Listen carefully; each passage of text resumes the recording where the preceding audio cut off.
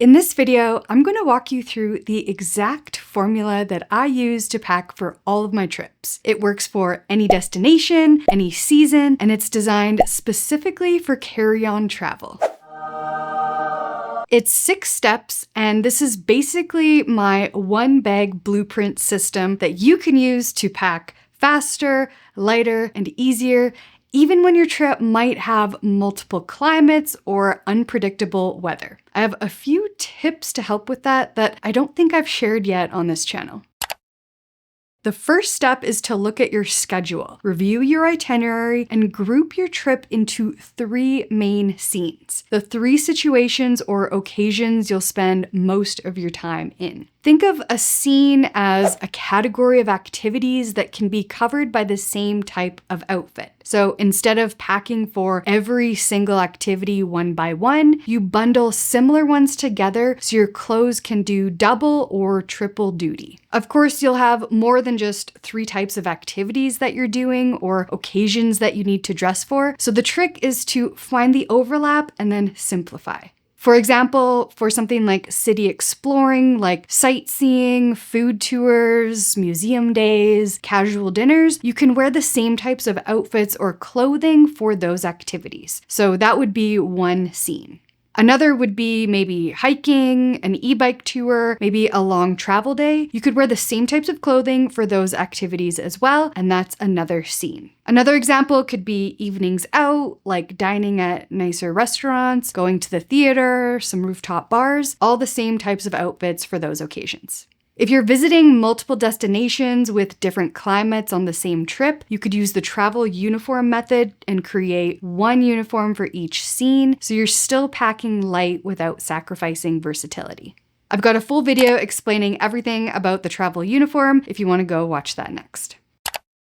Now that you've mapped out your scenes, you need to set your priorities and your goals so that every piece in your suitcase earns its place. When you're packing for a trip, it helps if you can be honest with yourself and think about what's the most important thing to you on this trip when it comes to packing your outfits. For example, is comfort the most important? Maybe variety and having lots of options is what makes you the happiest when you open your suitcase on a vacation? Is looking professional a priority on this trip? Do you absolutely want to avoid wrinkles, or do you share my sentiment that life's too short to worry about a few wrinkles here and there? Or do you want to be able to shop and buy things and have room to bring them home? This step is important because your goals act like a decision filter and it helps you cut through all the what if questions. So then if your top goal is comfort and layering, maybe you skip the stiff shoes and heavy blazers. If your goal is variety, then you'll want to allocate more tops and accessories instead of extra bottoms, and maybe even leave out a couple of tops because those are usually easier to shop for than bottoms. If climate flexibility is key, then you'll want to prioritize breathable, temperature-regulating fabrics, as well as transitional clothing, which I'll touch on shortly.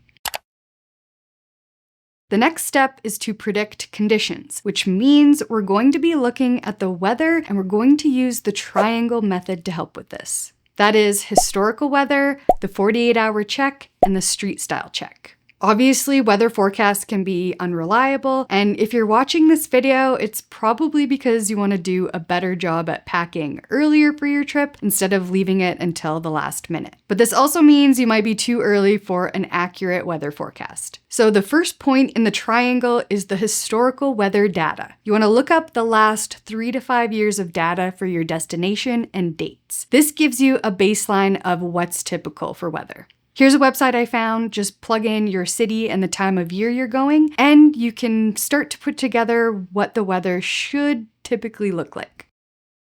Next, you're going to search destination plus walking tour plus month on YouTube, and this gives you the most accurate display of what people are actually wearing during the season you're going to be visiting. For example, I searched Lisbon Walk Tour October, and it gave me an autumn walk through Lisbon. So this gives you a really good idea of what everyone's wearing, both locals and tourists. And then to complete the weather triangle, within 48 hours of departure, check the forecast one last time and then make any other adjustments that you need to. You might have to add or remove layers, maybe add a raincoat, or get rid of a couple of sweaters. Together, these 3 steps give you the most accurate picture of what to pack, even weeks in advance. Shoes can make or break both your trip and your bag. If you struggle with packing light because you cannot decide which shoes to bring, try starting with shoes before you pick your clothes. My rule is 1 pair per distinct surface or situation, and capped at 2 or 3 total pairs, that's it. For example, cushioned sneakers for putting on miles, a sleek flat or loafers for dinner and dressier occasions, and then maybe an optional waterproof boot if rain is likely, or a sandal for warm climates. Footwear is going to vary a lot based on different trips and destinations, so it's hard for me to recommend specific shoes to pack because there are so many variables. But I have one piece of advice that I think is the most important. Always choose comfort first. Nothing ruins a trip faster than sore feet or blisters. So if you find yourself staring at 4 or 5 pairs of shoes that you want to bring, the best way to narrow it down is to just choose your top 2 or 3 that are the most comfortable. I know it's a challenge to find footwear that's comfy and looks nice, but honestly, I would rather my shoes not perfectly match my outfit than suffer through 20,000 steps in painful footwear, especially if you have to wear them again the next day.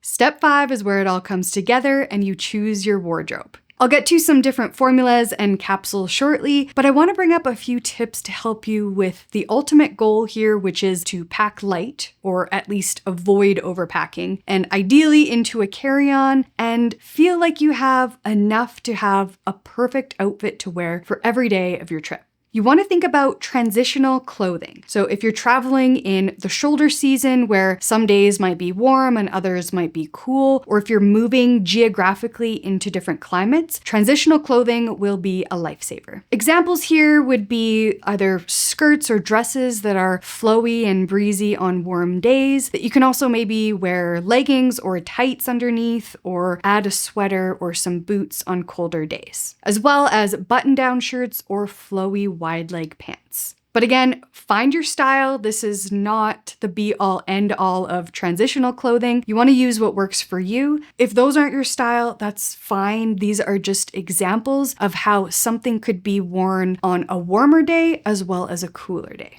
Similar to this, you want clothing that is seasonably flexible, something that can transition to different climates and handle temperature swings. My go-to choice here is clothing made from merino wool, and one of my favorite brands is Unbound Merino, who I've partnered with as the sponsor of today's video. Now, merino wool comes from merino sheep, which have silky wool coats. So unlike the scratchy wool sweaters you might be thinking of, merino fibers are extremely fine and soft, making them very comfortable to wear right next to your skin. I find a lot of the Unbound Merino t-shirts are much softer than cotton. And beyond being comfortable, merino works in every climate. On a chilly plane ride or during a hot, sunny, muggy afternoon, it helps regulate your temperature. So if you're going to be experiencing all kinds of weather, then picking a few core pieces from Unbound Merino can cover all of the bases. You could go with a pair of their lightweight travel pants, which are soft and flowy, a couple of t-shirts, a lightweight sweater or long sleeve, and a t-shirt dress. And you've got multiple outfits for different occasions and weather. So if you want to find yourself some great travel clothes, check out the link to Unbound Merino in the description, and a big thank you to them for supporting the channel. You also want to focus on lightweight and less bulky clothes. This is going to help you fit those extra few pieces into your carry-on that you just can't cut out. For example, this linen dress weighs over 16 ounces, whereas a similar dress weighs only 8 ounces. Or even a pair of lightweight travel pants plus my ultralight merino wool t-shirt still only weighs about 10 ounces combined. So packing thinner and lighter clothing really makes a difference for being able to fit more in your suitcase. Even jeans can be downsized. There are thin, stretchy versions like these wide leg jeans from Halara, and they beat out the traditional heavy denim for both comfort and space. Next, you're going to pick your capsule formula. And if you're just getting into the world of carry-on only travel, I would recommend either the 3x3x3 method or the 5-4-3-2-1 method. So the 3x3x3 method is when you choose 3 tops, 3 bottoms, and 3 layering pieces for 9 articles of clothing total. Of course, everything should mix and match so that you can make all kinds of different outfits. I put together a blog post that explains this in more detail with photos and grids, but it really comes down to choosing 9 pieces where you have more tops than bottoms, because that gives you the most flexibility. So really, it's 3 bottoms and 6 tops. Or you could do 4 bottoms and 5 tops, which is the start of the 5-4-3-2-1 method. 5 tops, 4 bottoms, 3 layers, 2 shoes, and 1 extra item. So using either one of these formulas is going to bring you up to about 9 to 12 or 13 pieces. If either of those sound overwhelming though, or you're trying to pack in a hurry, what I would do is start with picking 2 perfect outfits. 2 outfits that you would be happy wearing the entire trip in case something happened and you could only wear those 2 outfits for the whole trip. These 2 outfits should be something you know you're comfortable in and feel good in and look good wearing. And then what you do is try to pick a few more pieces to match those outfits. And now you've built a capsule wardrobe without even thinking about it. And finally, we've reached step 6, which is the most important. Here you need to try everything on. All the combinations you created, look at them front and back, but most importantly, you need to try them on with the shoes that you have picked out. Because sometimes the outfits that you imagined don't really turn out in real life. They just don't feel right. And that's okay, because the whole point of this exercise is to make sure you actually wear everything that you pack. I know we've all been there where you get home from a trip and realize you didn't wear half of what you packed. That is so frustrating, and this is what we want to avoid. So now that you've vetted everything and you've tried everything on and you're happy with everything, at this point it's time to pack. And based on my testing and every single trip I've traveled carry-on only, you should be able to fit 9 to 12 clothing items into a standard size carry-on, as well as maybe a pair of shoes, your undergarments, pajamas, and toiletries. It should all fit. If it feels tight, remove 1 bottom and 1 to 2 tops, and that's going to be what you wear on your travel day. It doesn't get packed, but it's still part of your capsule. And of course, if you're bringing a standard size carry-on, chances are you're also able to bring a personal item with you. And you can use this as your catch-all for electronics, daily essentials, snacks, even a small hair tool if that doesn't fit in your main bag. I hope this system helps you pack light for your next trip and avoid the dreaded half my suitcase never got worn problem. Thanks so much for watching, and we'll see you in the next one.